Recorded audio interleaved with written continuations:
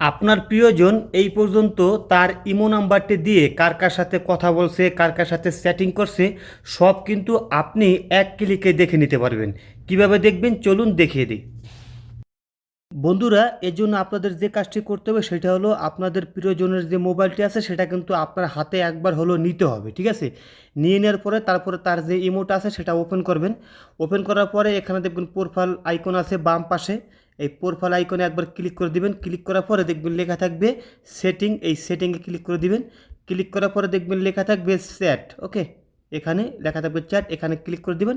Click করার পরে দেখবেন লেখা থাকবে রিকোয়েস্ট অ্যাকাউন্ট ইনফো, ঠিক আছে? এখানে একবার ক্লিক করে দিবেন।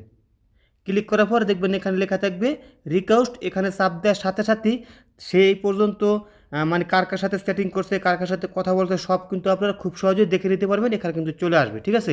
সবাই ভালো থাকবেন। আর ভিডিওটা কিন্তু অবশ্যই একটা লাইক করে দেবেন। যারা এখনও মানে শেয়ার করেন এই ভিডিওটা অবশ্যই শেয়ার করে দেবেন।